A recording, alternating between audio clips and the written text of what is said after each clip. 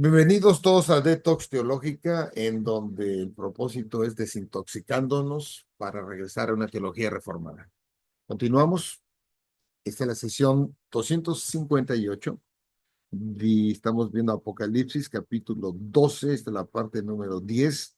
Vamos a continuar en esta ocasión. Vamos a seguir viendo la última parte del versículo 10, en donde estábamos hablando que por el poco tiempo que queda, ¿no? Es una manera también figurada en la que vamos a estar hablando. Entonces voy a entrar directamente y en continuación a los demás. Entonces dice, por tanto, el poco tiempo que está hablando el versículo, este final del versículo 10, es figurado al igual que los 3 años y medio. Es importante este tiempo, porque lo vamos a estar repitiendo también más adelante, y es probable que también coincida o equivalga al poco tiempo que se menciona en el 6:11 de Apocalipsis, durante los cuales los santos difuntos se acuerdan a que el resto de los redimidos se unan a ellos en gloria. Recordemos que este versículo, ahorita lo voy a leer, que son todos estos que han muerto, que viven, todos los creyentes en el cielo y que están diciendo, ¿hasta cuándo, Señor? ¿Hasta cuándo? ¿Ok?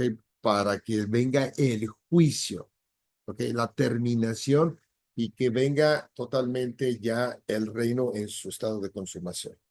Entonces dice Apocalipsis 6, vamos a ver ahí en el 11, dice en el 9, primero, cuando abrió el quinto sello, vi bajo el altar las almas de los que habían sido muertos por causa de la palabra de Dios y por el testimonio que tenían. Y clamaban a gran voz diciendo, ¿hasta cuándo, Señor santo y verdadero, no juzgas y vengas nuestra sangre en los que moran en la tierra? Ciertamente eran los mártires que se hablaban. Recordemos que la palabra de mártir viene de los testigos, ¿okay? Que atestiguaban también por su muerte. Y en el 11 dice, y se le dieron vestiduras blancas y se les dijo que descansasen todavía un poco tiempo. Vean este concepto, ¿no? Que habla otra vez de poco tiempo, también aquí equivale a este del versículo 10. Todavía un poco tiempo hasta que se completara el número de sus consiervos y sus hermanos que también habían de ser muertos como ellos. Entonces, estos van a ser a todos nosotros en esta cuestión, ya cuando estén ahí todos, más los que queden todavía vivos en ese momento, ahí, cuando venga Jesucristo aquí. Así que vemos que es importante verlo en esto y es una cuestión de que el periodo de este versículo 12 del poco tiempo es asimismo sinónimo de los 1000 años. Entonces aquí vamos a entrar a este concepto de los 1000 años. Para los que tienen doctrina dispensacional, esto les va a sonar totalmente equivocado, diferente, pero realmente el dispensacional no es reformado. Lamentablemente hay muchas iglesias que se dicen ser reformadas, pero tienen doctrinas dispensacionales. Hay una mezcla. Es por eso que todos estos, este canal es parte de Detox para que quede la desintoxicación, quitar todas estas cosas. Pero existe en Apocalipsis, en el capítulo 20, en especial, donde aparece por primera vez que habla de los 1000 años, ¿no? Entonces hay una serie de discusiones, posiciones, doctrinas sobre estos 1000 años. Nada más bueno, hay los que creen de que Jesucristo viene antes, ¿verdad? Que es un premilenialista, él después un postmilenialista, y los que no creen que dependa de esto, de los 1000 años, y les llaman amilenialistas. El reformado es amilenialista. Sin embargo, aunque diga amilenialista, no significa que el reformado no considere los 1000 años, pero lo considera diferente, no de la misma manera. Por eso comentaba hace rato que no es eso, no existen esos 1000 años, como lo ponen, sino realmente los 1000 años equivalen al tiempo de la iglesia, equivale al periodo desde que Jesucristo ascendió y cuando venga, esos van a ser los 1000 años. un periodo largo, pero no es de que venga 999 y más un año y un mil y entonces ya viene. Eso no está en esta parte. Entonces, si yo leo, por ejemplo, y es importante porque esto tiene conexión, recordemos que Apocalipsis tiene este paralelo progresivo y tiene ahorita conexión con esto cuando estamos hablando por un periodo, por un poco tiempo. Recordemos que este Apocalipsis es simbólico y dice en el capítulo 20, y vamos a poner ahí atención en en el versículo 3, donde dice, vi a un ángel que descendía del cielo con la llave del abismo y una gran cadena en la mano. Entonces, no existe, cuando veamos el 20, vamos a ver que no puede uno encadenar a un ser espiritual. Por lo tanto, es algo figurativo, ¿no? Entonces vamos a ver cuando lo veamos que en otros lados también habla de cadenas hasta de astros, de los planetas, y obviamente no podemos decir que podemos encadenar a un planeta. Entonces es una manera también de entender lo que está escribiendo, pero la cadena sí va a ser que va a estar limitado, pero no quiere verlo porque cuando hablamos de cadena nos queremos ver a nuestro concepto de alguien encadenado, incapaz de moverse, incapaz de salir. No, Satanás está afuera. ¿Ok? Eso es una cuestión. Y dice, y prendió al dragón, Satanás, la serpiente antigua, que es el diablo, y Satanás, y lo ató por 1000 años. ¿Ok? Si nosotros leemos ahorita, cuando Jesucristo viene y habla sobre que el hombre fuerte, y para que pueda hacerlo, el hombre fuerte tiene que ser atado, tiene que ser ahí, está hablando precisamente de esto. Y dice, y lo arrojó al abismo y lo encerró y puso su sello sobre él para que no engañase más a las naciones. Vean que cuál es el propósito de este encadenamiento, esta atadura que se le pone es para que no engañase más a las naciones, es decir, a todas las cuestiones del mundo, para que el evangelio se pueda predicar y no sea engañado. Y ese es el tiempo en el que estamos. ¿Ok? Se puede predicar, se puede extender. Y esto no quiere decir que, que Satanás esté incapacitado. La maldad es tremenda la que se ve en estos tiempos y como lo hemos visto, terrible.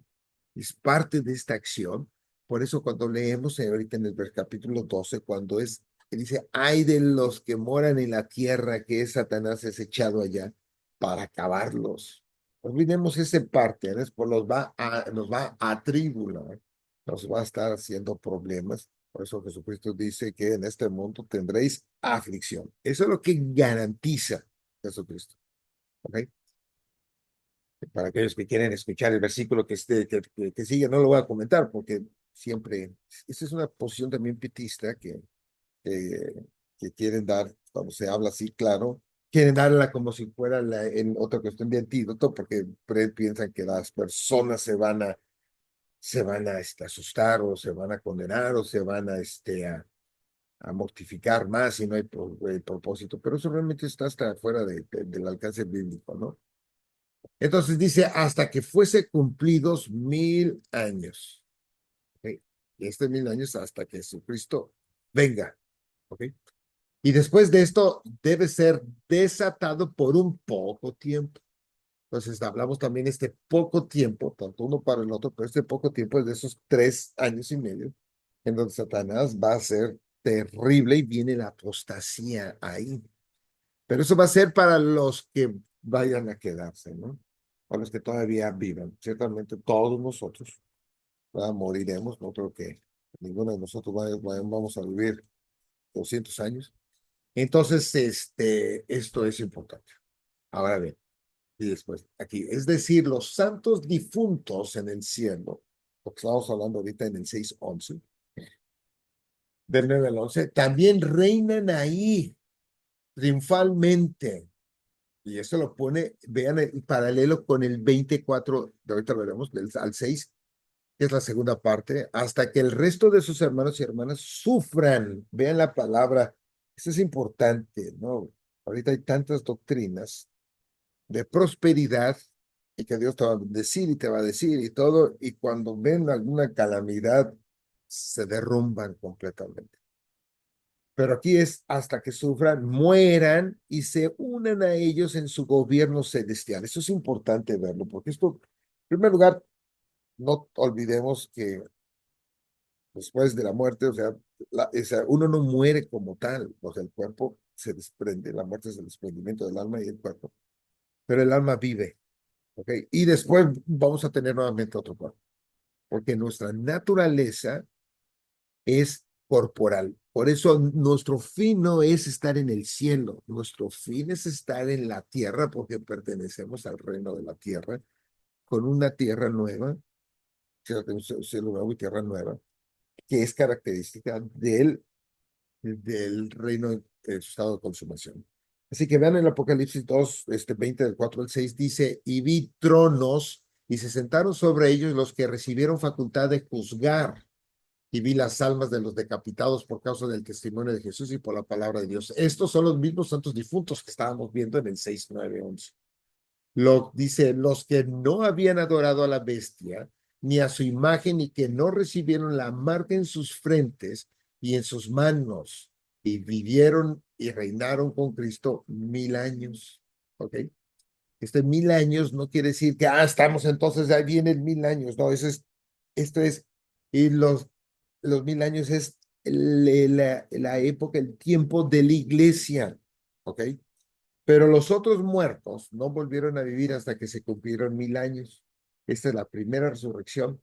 Bienaventurado y santo el que tiene parte en la primera resurrección. La segunda muerte no tiene potestad sobre estos, sino que serán sacerdotes de Dios. Recordemos lo que habíamos dicho, sacerdocios reales. Todos nosotros, ¿verdad? El que es como creyente, y reinarán con él 1000 años. Okay. Este es nosotros ahorita, pero lo habla en términos de no nosotros como nada más como una persona, sino como el cuerpo y como en este caso la iglesia como tal.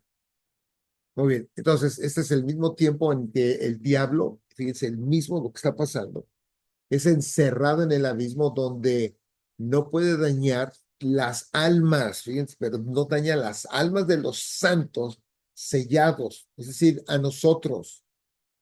Por eso, nosotros, nadie nos va a acusar, lo que yo decía anterior.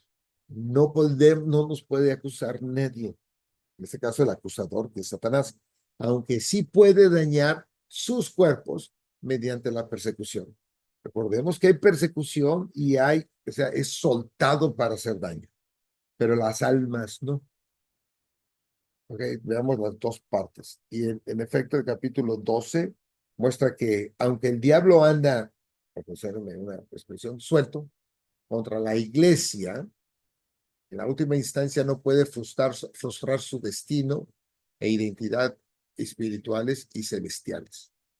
No lo puede hacer. Entonces aquí hay como una especie de dos cosas sucediendo al mismo tiempo. No nos puede dañar las almas, pero sí puede dañar los cuerpos. ¿Por qué? Porque nos persigue físicamente, pero no espiritualmente. Nos puede hacer daños. ¿Ok? Muy bien.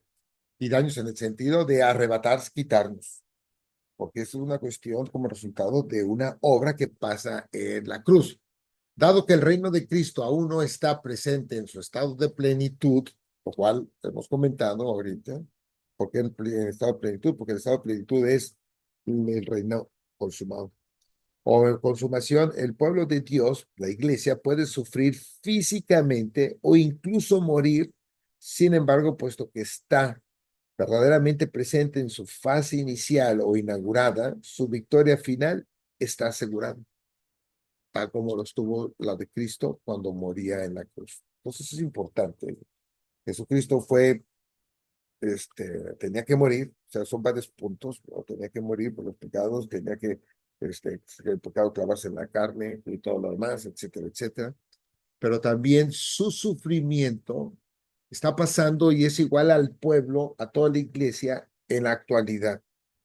Y también ahora después de Jesucristo, obviamente, al llegar allá, es glorificado.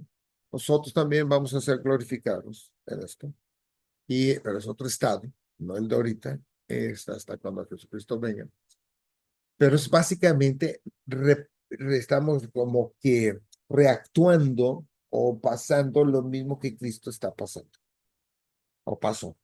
¿Ok? Entonces, y en medio de nuestra batalla en la tierra, la cual es ahorita, de la iglesia, no hablo de mi batalla o la batalla de alguien de ustedes, porque tendemos mucho a personalizar las cosas. Entonces, sí quiero que nos quitemos de esto, porque esto no es lo que estamos hablando ahorita. Dice, ahora tenemos a nuestra disposición todos los recursos del cielo. ¿Por qué? Por la consumación de lo que Cristo hizo. Los mismos recursos que en un principio precipitaron al enemigo hacia la tierra. ¿Ok? Vean que, hoy, ¿quién es este? Jesucristo. El hecho de que es precipitado hacia la tierra es porque Cristo asciende. Y nosotros tenemos todos estos recursos porque Cristo asciende. Así la resurrección es el acontecimiento decisivo que ganó la batalla en el mundo invisible. Es importante verlo porque nos olvidamos que existe otro mundo, en este caso el celestial, el cual se le conoce también como el invisible, y liberó en este caso el poder del reino en el mundo visible. O sea, lo voy a repetir, ¿no? La resurrección es el acontecimiento decisivo que ganó la batalla en el mundo invisible y liberó el poder del reino de Dios, en el mundo visible. Muy bien, ahora voy a leer tantito esta reflexión, pero para esto voy primero a leer los versículos del 7 al 12, que es parte de lo que quiero poner para entender un poquito las preguntas de reflexión. Voy a leer lo mismo, lo que estamos leyendo. Después hubo una gran batalla en el cielo. Miguel y sus ángeles luchaban contra el dragón y luchaba el dragón y sus ángeles, pero no prevalecieron ni se halló ya lugar para ellos en el cielo. Y fue lanzado, saben bien, lanzado fuera el gran dragón, la serpiente antigua que se llama Diablo y Satanás, el cual engaña al mundo entero. Aquí fue arrojado a la tierra y sus ángeles fueron arrojados con él en este momento. Entonces oí una gran voz en el cielo que decía, ahora ha venido la salvación, el poder y el reino de nuestro Dios y la autoridad de su Cristo, porque ha sido lanzado fuera el acusador de nuestros hermanos, el que los acusaba delante de nuestro Dios día y noche. Lo leímos la posada, leíamos Romanos también, que los acusará, etcétera, etcétera. Y ellos le han vencido por medio de la sangre del cordero. Veamos que la victoria, por eso decíamos, porque somos más que vencedores, ¿ok? Pero está en este contexto, no que tengo el problema, insisto mucho, porque realmente el pietismo y es mucho, muy fuerte, es una herejía el pietismo, ¿ok? De todo el mundo tenemos pietismo, ese es otro punto. Y ellos le han vencido por medio de la sangre del cordero y de la palabra del testimonio de ellos y menospreciaron sus vidas hasta la muerte. Por lo cual alegraos, cielos, y los que moráis en ellos, hay de los moradores de la tierra y del mar, porque el diablo ha descendido a vosotros, fíjense bien aquí, con gran ira, sabiendo que tiene poco tiempo. Entonces, si yo ahorita lo voy a unir con el Apocalipsis 20 en el 3, que es encadenado por 1000 años, y ahorita dice, que hay de los moradores de la tierra, porque el diablo descendió a vosotros con gran ira. Entonces está atado, pero también tiene gran ira y dice sabiendo que tiene poco tiempo, está actuando, pero al estar encadenado, no puede tampoco engañar a las naciones. Y ese es el contexto del engaño y el contexto de la encadenada que se tiene. ¿Ok? Ahora, y aquí, después aquí, ahora sí, la cuestión de la reflexión sobre la batalla en el mundo invisible. ¿Ok? Vamos a centrarnos en esta batalla que no pensamos, vemos nada más nuestras batallas personales y pensamos que eso es todo lo que importa y yo me quiero ver como si fuera el único, me quiero ver también como un personaje de la Biblia y tampoco eso es cierto. Todos los personajes tienen otro propósito. Mucha gente se quiere ver como eso, pero nunca se quiere ver como pueblo. Entonces, pero sobre esta batalla en este mundo invisible, en especial en los versículos 7 al 12 que leímos, Juan ofrece una perspectiva asombrosa del mundo invisible. Entonces, la pregunta que hace también este autor dice, ¿qué luz arroja esto sobre el comentario de Pablo que habla en Efesios 6:12, que dice, porque no tenemos lucha contra sangre y carne, sino contra principados, contra potestades, contra los gobernadores de las tinieblas de este siglo, contra los huestes espirituales de maldad en las regiones celestes? ¿Ok? Entonces aquí es importante ver que esto vemos que es escatológico y que ciertamente, pero es espiritual. Es este mundo invisible que estamos viendo y Pablo básicamente dice, porque no tenemos con lucha con este mundo visible, sino contra el invisible. Y los del invisible son contra principados, contra potestades, contra gobernadores de las tinieblas de este tiempo, contra huestes espirituales de maldad en regiones celestiales. Entonces, eso es básicamente lo que ahorita es, qué tanto esto ahora entendemos para poder tener esto un concepto correcto. ¿Ok? Ahora, normalmente los cristianos pueden caer en dos errores con este tipo de temas de tipo del mundo invisible. Uno es ignorar la batalla espiritual y eso lo hace cantidad. O sea, realmente, y veamos las iglesias y los grupos y los muchos cristianos casi no ven esta batalla espiritual. Ok, ese es uno. Los otros es obsesionarse con los poderes demoníacos o temerles, que sería el dos, ¿no? Son dos posiciones que no debemos de ni ignorarlo, ni tampoco obsesionarnos y llegar hasta temerles como tal. Debemos de saber lo correcto que está pasando, porque está pasando. El hecho de que uno diga, entonces yo mejor me voy y me alejo porque es mejor y que Dios me ama y todo lo demás. No, perdimos realmente el concepto que se está tratando ahorita teológicamente hablando.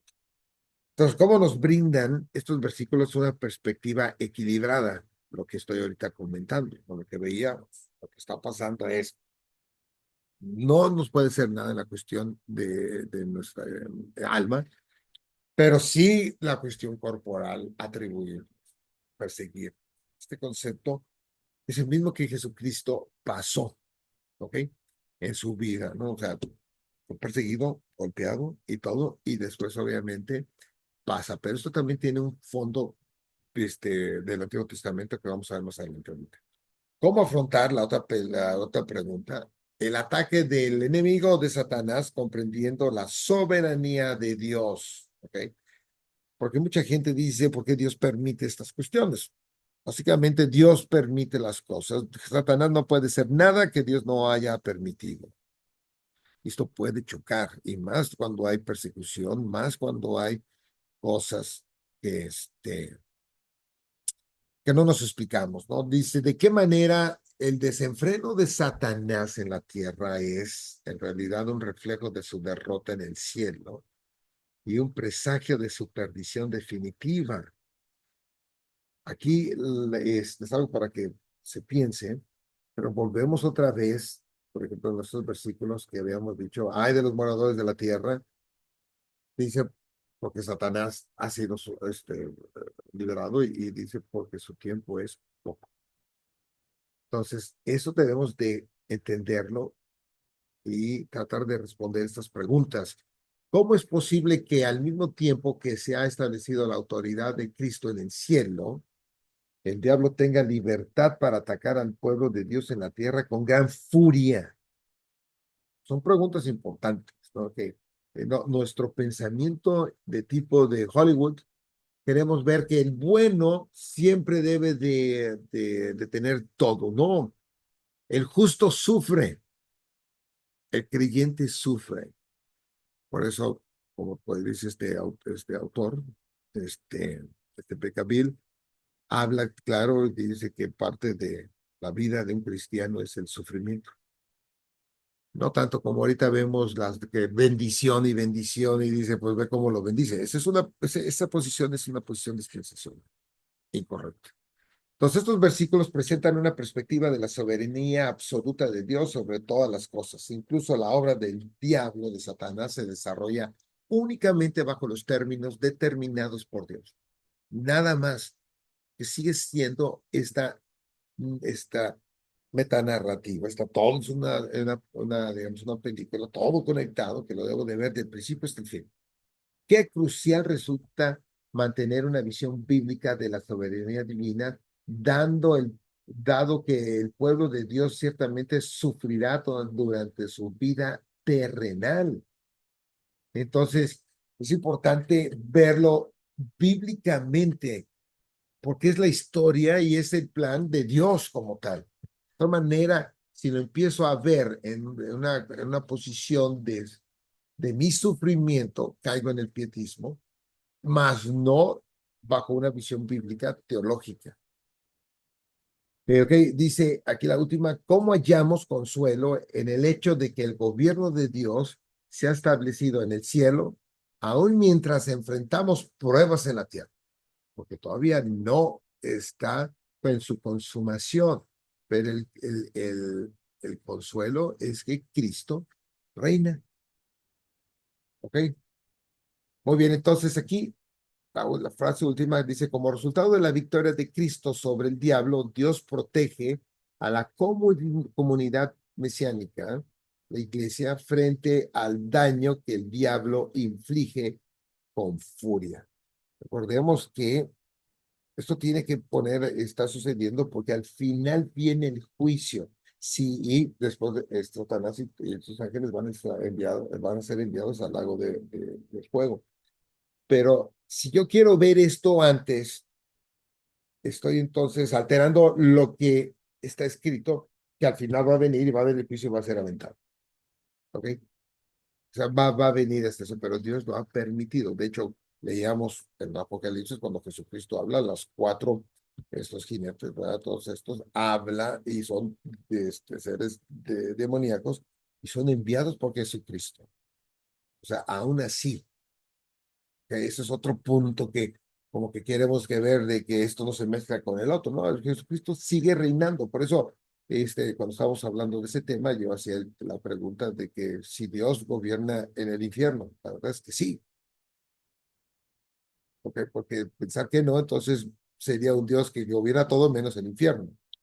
Muy bien, entonces vamos ahora a entrar a los versículos que siguen en el capítulo de de lo que, sí, de estos capítulos. Y quiero que veamos aquí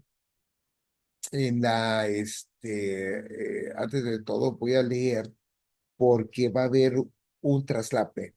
Entonces voy a regresar nuevamente a los versículos de este capítulo 12 y veamos aquí, quiero que veamos esto de la mujer de que es arrebatada y es llevada al desierto. Recordemos que el desierto es donde están las pruebas y más el cuidado de Dios. Apareció en el cielo una gran señal, una mujer vestida del sol, con la luna debajo de sus pies y sobre su cabeza una corona de 12 estrellas. Y estando encinta, clamaba con dolores de parto, en la angustia del alumbramiento.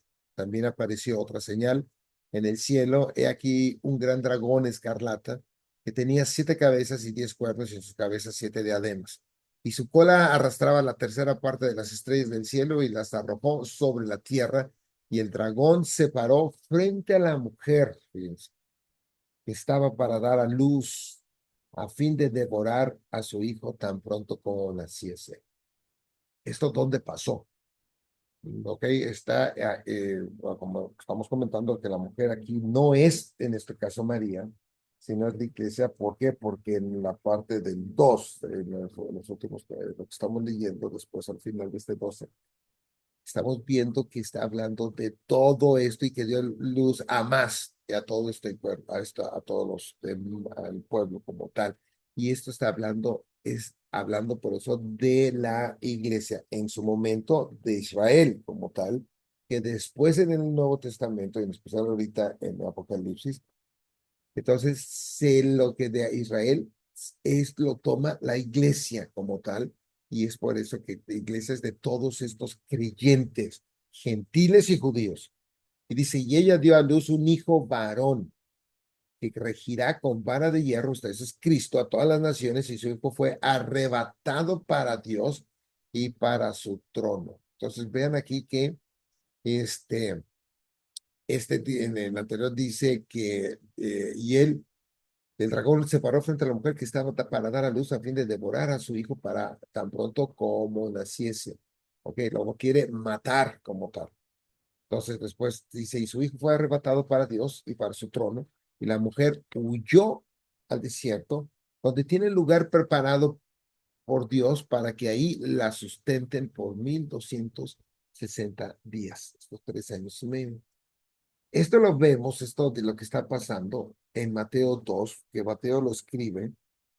Lucas y Marcos no lo escriben con más detalle. Si leemos más versículos, estos otros versículos no están con esta descripción, no aparecen en los otros evangelios, por el tipo de auditorio que tienen, ¿no? Dice Mateo 13, después que partieron ellos, he aquí un ángel del Señor apareció en sueños a José y dijo, levántate y toma al niño, Jesucristo, y a su madre y huye a Egipto. Vean Egipto, desierto, y permanece allá hasta que yo te diga, porque acontecerá que Herodes buscará al niño para matarlo. Si leemos y comparamos este paralelo, es exactamente lo que está pasando acá. O sea, de otra manera escrita en el Apocalipsis, lo que veíamos aquí.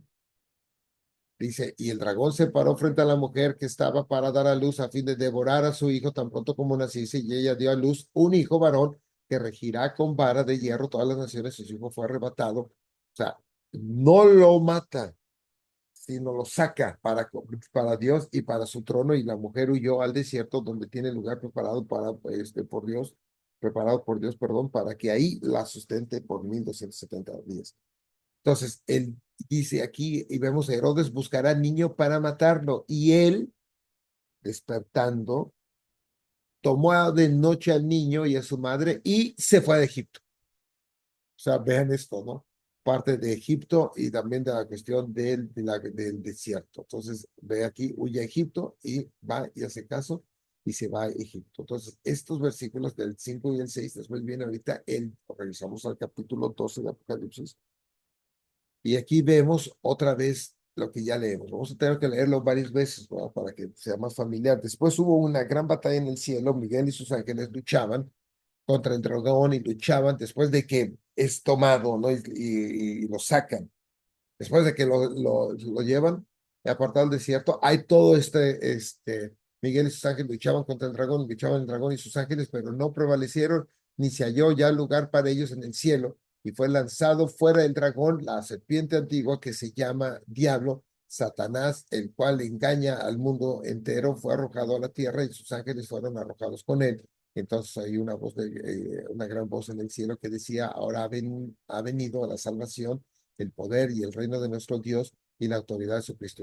Esto pasa, la lucha, pues, o sea, en términos ya más adelante, obviamente, cuando Él él resucita y asciende, porque ha sido lanzado fuera el acusador de nuestros hermanos, el que acusaba delante de nuestros días, a nuestro Dios, perdón, día y noche, y ellos le han vencido por medio de la sangre del Cordero y de la palabra del testimonio de ellos, y menospreciaron sus vidas hasta la muerte. Por lo cual, alegraos cielos y los que moráis en ellos, hay de los moradores de la tierra y del mar, porque el diablo ha descendido a vosotros con gran ira, sabiendo que tiene poco tiempo. Esto está ahorita pasando. Ahora el 13 que estamos viendo de Apocalipsis, dice, y cuando vio, lo voy a leer hasta el final. Vamos a ver nada más el 13. Y cuando vio el dragón, dice que había sido arrojado a la tierra, persiguió a la mujer que había dado a luz al hijo varón. Regresa, retoma la historia y dice, y se le dieron a la mujer las dos alas. Vean aquí las dos alas. Está repitiendo nuevamente lo que estábamos leyendo en los primeros partes del 1 al 6 cuando lo saca y la lleva al desierto. Pero aquí se le dieron a la mujer las dos alas de la gran águila para que volase de delante de la serpiente al desierto. a su lugar donde es sustentada por un tiempo y tiempos y la mitad de un tiempo. Y la serpiente arrojó de su boca, dice, tras la mujer agua como un río para que fuese arrastrada por el río, pero la tierra ayudó a la mujer, pues la tierra abrió su boca y tragó el río que el dragón había echado de su boca. Entonces el dragón se llenó de ira contra la mujer y se fue a hacer guerra contra los restos de la descendencia de ella. Ok, vean que la descendencia de ella no puede estar hablando de María como tal. Dicen los que guardan los mandamientos de Dios y tienen, esa es la descendencia, los que es parte de la iglesia y tienen el testimonio de Jesucristo. Muy bien, entonces ahora, viendo en el 13 en específico, ahorita, el versículo 13 retoma la historia donde quedó el versículo 6 del Apocalipsis 12, donde la mujer que representa la comunidad del pacto de seguidores de Jesucristo, que es la iglesia, todo este pueblo, había huido al desierto y el versículo 12 donde el diablo había descendido a la tierra lleno de gran ira. El diablo, al ver su derrota, cuando el dragón vio que había sido arrojado a la tierra, dice, y enfurecido por haber perdido su posición celestial, consecuencia de su incapacidad para impedir el nacimiento de Cristo y sobre todo su entronización definitiva. O sea, aquí es rápido, ¿no? Del nacimiento hasta que se entrona. Descarga su ira persiguiendo a la mujer que dio luz al hijo varón. Es decir, descarga la ira sobre todo el creyente, la iglesia. ¿Ok? Muy bien. Entonces, es evidente que la mujer, la iglesia, es perseguida debido a su vínculo con el hijo varón, Cristo, quien arrojó al diablo a la tierra. Vean, ¿ok? No es el niño, es cuando ya Jesucristo asciende. Por eso es esta persecución. Por consiguiente, el dragón y sus representantes, todos sus ángeles, también la atacan. Y lo vamos a ver ahorita en algunos versículos. Ahí luego unos, vamos a escoger dos. Mateo 5:11 dice, bienaventurados, este es el de los bienaventurados, bienaventuranzas, sois cuando por mi causa os vituperen y os persigan y digan toda clase de mal contra vosotros, mintiendo. Gozaos y alegraos, porque vuestro galardón es grande en los cielos, porque así persiguieron a los profetas que fueron antes de vosotros. Vean, estas son las consecuencias precisamente de la victoria y también de la derrota de Jesucristo y como consecuencia nuestra persecución. Por eso dice que bienaventurados sois cuando por mi causa os vituperen y os persigan y digan toda clase de mal contra vosotros, mintiendo. Gozaos y alegraos porque vuestro galardón es grande en los cielos, porque así persiguieron a los profetas que fueron antes de nosotros. Mateo 10:22 dice, y seréis aborrecidos de todos por causa de mi nombre. Vean que esa es una consecuencia, no tanto de que yo que yo me hago cristiano y que los otros me atacan. Ciertamente hay un ataque de Satanás, pero si yo nomás no veo la cuestión detrás de todo esta cuestión de este mundo invisible, estas consecuencias de lo que causó la cruz y la resurrección y cuando Dios, Cristo asciende, no lo voy a entender.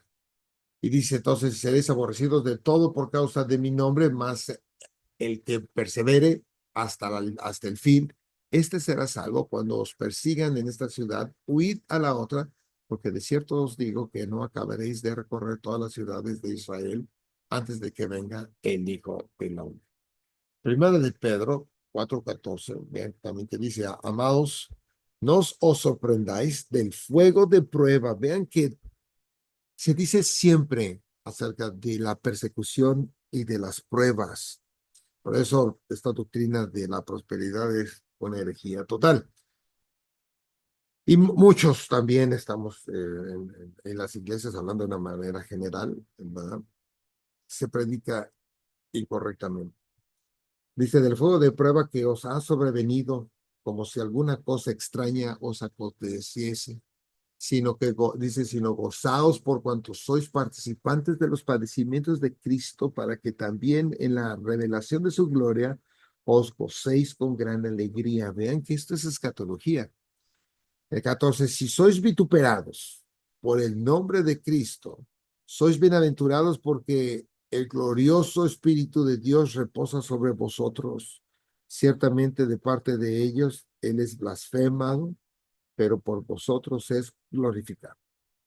Ok, ahora, aquí vemos el versículo 14, reitera el contenido del versículo 6 del Apocalipsis, y lo interpreta más a fondo. Y se le dieron a la mujer las dos alas de la gran águila para que volara al desierto, a su lugar donde fue sustentada por un tiempo y tiempos y la mitad de un tiempo. Esto es lo que dice ahí. Dice esta última frase equivale a los 3 años y medio o 42 meses del capítulo de Apocalipsis 11, del 2 al 3, del 3 al 5, o a los 1260 días del 12 al 6, es decir, el tiempo de la existencia terrenal de la iglesia. Y el tiempo terrenal de la iglesia, para la doctrina reformada, es la milenialista, equivale al tiempo de los 1000 años. Por eso también se concluye que esos 3 años y medio y 42 meses y los 1260 días que se hablan aquí equivalen a todos estos 1000 años en donde Satanás está atado para no engañar, pero persiguiéndonos. Muy bien, entonces vemos que el propósito de su peregrinaje es hallar protección frente a la presencia amenazadora de la serpiente. La imagen de las dos alas de la gran águila tiene como trasfondo el Éxodo 19:4 y Deuteronomio 32:10 al 2, pasajes de los que Dios habla de llevar a Israel como un águila. Y veamos que Israel se va a convertir aquí tomado en el concepto de todo el pueblo de Dios, la iglesia, gentiles judíos, como un águila y por el desierto, sin duda es esta la imagen que aquí se repite. ¿Ok? Leemos tantito el Éxodo 19, dice, en el mes tercero de la salida de los hijos de Israel de la tierra de Egipto, en el mismo día llegaron al desierto de Sinaí. Habían salido de Refidim y llegaron al desierto de Sinaí y acamparon en el desierto y acampó ahí Israel delante del monte. Y Moisés subió a Dios y Jehová lo llamó desde el monte diciendo, así dirás a la casa de Jacob y anunciarás a los hijos de Israel, vosotros visteis lo que hice a los egipcios y cómo os tomé sobre alas de águila y os he traído a mí. Ahora pues, si diereis oído a mi voz y guardaréis mi pacto, vosotros seréis mi especial tesoro. Recordemos que este especial tesoro solamente le pertenece a él. Sobre todos los pueblos, porque mía es toda la tierra, y vosotros me seréis un reino de sacerdotes y gente santa. Estas son las palabras que dirás a los hijos de Israel. Entonces, la iglesia es representada una vez más como el Israel de los últimos tiempos, que asume el papel del antiguo Israel. Pablo lo dice, de dos pueblos hace uno, donde el desierto espiritual, que simboliza la presencia protectora de Dios, sustituye al desierto físico del Sinaí. Vean lo importante e impactante de poder ligar de esta manera, tanto el Apocalipsis con el Antiguo Testamento, y ver el Antiguo Testamento que lo que estaba haciendo básicamente es viendo ahorita hacia lo que estamos viendo en el Apocalipsis. Asimismo, David habla de recibir alas de paloma para huir al desierto. Vean el lenguaje y aguardar la protección divina frente a sus enemigos en el Salmo 55, 1 al 8. Ah, dice, escucha, oh Dios, mi oración. Ese es el Salmo. Vamos a ver cuando habla de esto, de las alas. Y no te escondas de mi súplica. Está atento y respóndeme. Clamo en mi oración y me conmuevo. En primer lugar, vean que hay un sufrimiento también de aquí, de David, a causa de la voz del enemigo, por la opresión del impío, porque sobre mí echaron iniquidad. Vea esta cuestión de vituperar y todo lo que estábamos leyendo. Y con furor me persiguen. Mi corazón está dolorido dentro de mí y terrores de muerte sobre mí han caído. ¿Ok?